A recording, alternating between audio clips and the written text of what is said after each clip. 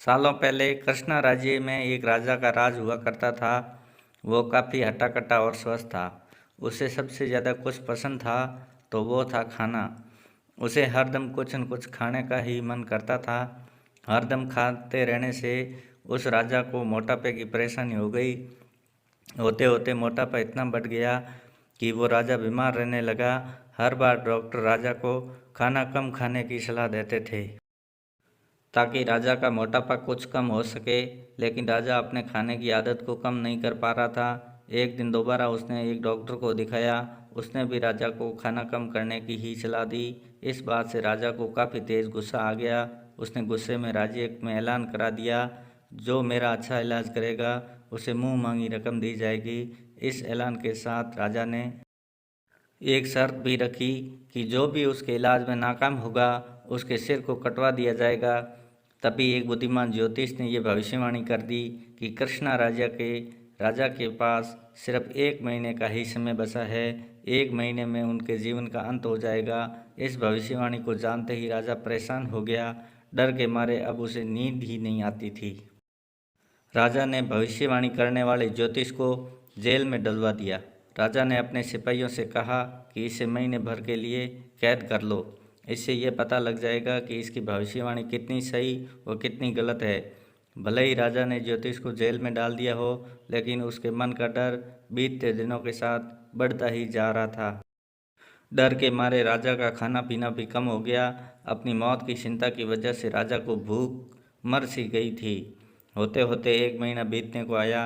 राजा अपनी मौत की चिंता और डर के चलते ज़्यादा खा नहीं रहा था, जिस वजह से उसका वजन भी पहले से कम हो गया। जैसे ही 1 महीना ख़त्म हुआ, राजा ने उस ज्योतिष को जेल से बाहर निकालने का आदेश दिया। जैसे ही सिपाही उसे राजा के पास लेकर आए तो उन्होंने उससे पूछा कि आखिर क्यों तुमने ऐसी भविष्यवाणी की थी। देखो, मैं आज भी जिंदा हूँ। तुम्हारी भविष्यवाणी झूठी साबित हो गई है। अब मैं तुम्हारा सिर कटवा दूंगा ताकि तुम आगे से ऐसी गलत भविष्यवाणी करके लोगों को परेशान न कर सको। मुस्कुराते हुए ज्योतिष ने राजा से कहा कि मुझे कुछ भी कहने से पहले आप एक नज़र शीशे पर डाल लीजिए। देखिए कि वह सिर्फ और सिर्फ मेरी भविष्यवाणी की वजह से आपका शरीर कैसा हो गया है, और जिस दिन मैंने भविष्यवाणी की थी उस दिन आप कैसे थे। आज आप खुद को आईने में देखकर पहले से स्वस्थ कह सकते हैं। आपका वजन बढ़ने की बजाय घटा ही है। ज्योतिष की बात सुनते ही राजा ने शीशे की तरफ देखा। खुद को देखकर राजा हैरान हो गए। उन्हें काफ़ी खुशी हुई। उन्होंने कहा कि 1 महीने से अपनी मौत की भविष्यवाणी सुनकर मैं इतना परेशान हो गया था कि खुद को एक नज़र देख तक नहीं पाया। सच में पहले के मुकाबले मेरे वजन में काफ़ी अंतर आया है। राजा को जवाब देते हुए तुरंत ज्योतिष ने कहा, आपका असली डॉक्टर मैं हूँ। मैंने आपका वज़न कम कर दिया है और उपचार भी एकदम वैसा हुआ जैसा आपने चाहा। मैंने सिर्फ आपको एक डर दिखाया। मैं कोई ज्योतिष नहीं हूँ, सिर्फ ज्योतिष बनकर आपकी परेशानी का हल कर रहा था। मैंने एक डर दिखाया और आपने खाना कम कर दिया। नतीजन आज आप पहले के मुकाबले स्वस्थ लग रहे हो। राजा को उसकी बात एकदम सही लगी। उन्होंने अपने वादे के अनुसार उसे मुँह मांगा इनाम दिया।